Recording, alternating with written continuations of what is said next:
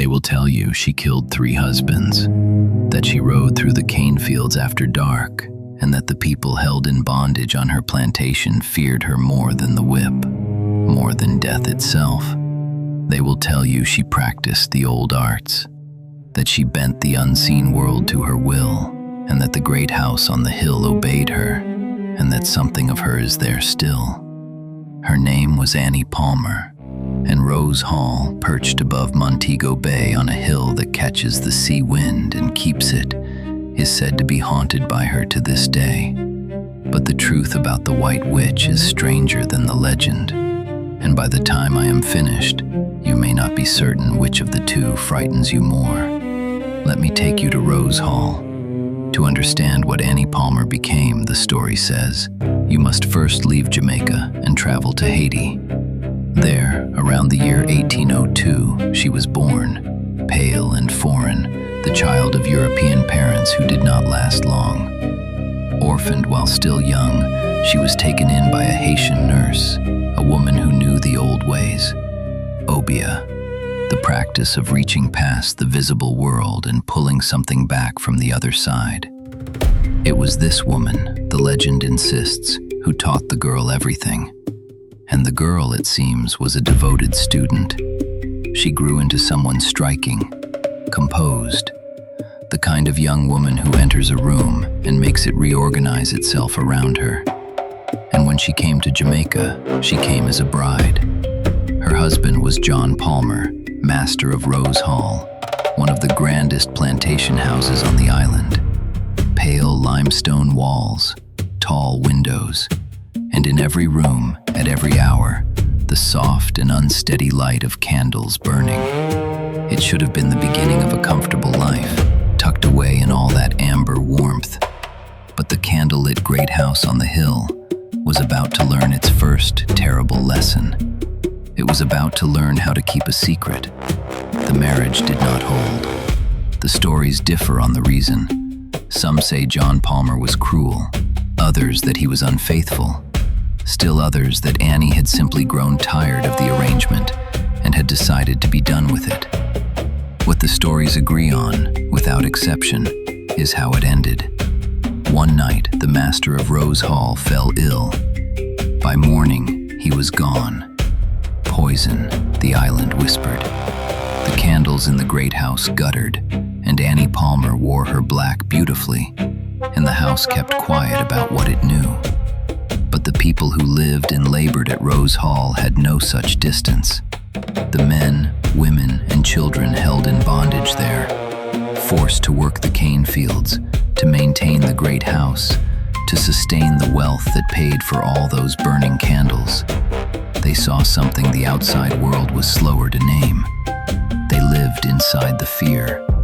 They felt it in the way she moved through a room, in the silence that followed her orders, in the speed with which consequences arrived for anyone who drew her attention for the wrong reason. She ruled through terror, and the legend does not soften this. It does not look away. But John Palmer was only the first. So sit with that for a moment. The master of the house, dead in his bed, the candles still lit, the great house holding its breath. Because Rose Hall was about to learn to keep 2 more secrets exactly like it. She married again. A second man arrived, confident and perhaps a little charmed by her, and he fell, somehow, beneath the same spell the first one had. And then a third. 3 husbands in all, the legend insists, each one arriving whole and leaving in a box. One by poison, one, they say, strangled in the dark. The specifics shift from one telling to the next, as legends do, but the number never changes. 3 men, 3 graves, and 1 widow who never seemed to grieve for very long. And the husbands were not the only ones. The legend goes further, and here it becomes something colder. Annie Palmer is said to have taken lovers from among the enslaved men on the estate, and when she tired of them, or when she feared they might speak, they were silenced, permanently, disappeared into the one story the great house told best, the that no one here saw anything, and no one here will say. The walls had grown heavy with secrets. The candles had burned over too many things, and the island finally found the word it had been reaching for: witch. And the people of Rose Hall had endured enough. What happened next, the legend tells in a single night. It was the night that everything she had done came back through the door she had left open. The men and women she had brutalized. For years, in those rooms, under that light, they rose against her, against the mistress, against the house, against the long and airless catalog of cruelty that had accumulated in every corridor. And on that night, in her own bed, inside the great house she had ruled without mercy, Annie Palmer died, exactly the way her husbands had. They buried her near the house, the legend says, and they sealed the grave with a ritual. 3 rings of protection pressed into the earth around her, so that whatever she had been would stay where they put her. But the dead at Rose Hall, they say, are not known for staying buried. Now let me tell you what happened when people went looking for her. Because in the years that followed, historians did something the legend never invites you to do. They opened the records. They searched for Annie Palmer, the pale witch with the 3 dead husbands and the dark Haitian arts. And what they found in those records was stranger than any ghost. There had been a Palmer woman associated with Rose Hall, but her name was Rosa, and she belonged to a generation well before our Annie, the 1700s, not the 1800s. And by every surviving account, Rosa Palmer was a perfectly unremarkable woman, respectable, quiet. She died of natural causes, in the ordinary way that people die, with no poison and no spells and no murdered husbands in the record at all. There was, later, a woman named Annie connected to the estate, but the documents hold nothing. No trial, no disappearances, no witchcraft, no murders. The trail does not end dramatically. It simply goes cold, in the most mundane way a trail can go cold, because there is nothing there to find. So where did she come from? The beautiful, murderous sorceress who has terrified Jamaica for generations. The answer is the strangest turn of all.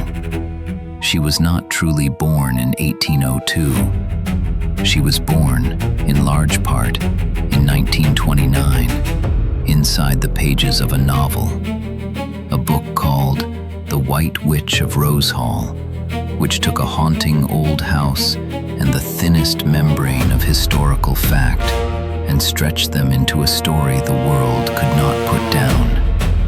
The monster, it turns out, was written into being by a man at a desk, not by a woman in a cane field. The legend we have been afraid of for 100 years is, in great part, a fiction wearing a real address. But do not feel relieved. Not yet. Because the deepest horror of Rose Hall was never the witch. The true terror of that house, the one that requires no obia, no supernatural explanation, no figure glimpsed at the top of a staircase, is the thing the legend drapes in candlelight and quietly leads you away from. On plantations like Rose Hall, all across Jamaica, all across the Caribbean, real human beings were enslaved, worked until their bodies gave out, stripped of their names and their children and every ordinary right a life is supposed to hold. That horror did not require a sorceress. It required only ownership and a society that had decided collectively that ownership was reasonable. We took that truth, that real, documented, unadorned evil, and we gave it a face. One beautiful face, a single villain we could seal in a grave and walk away from. Perhaps because one wicked woman is so much easier to hold in the mind than an entire system of sanctioned suffering. A witch you can bury.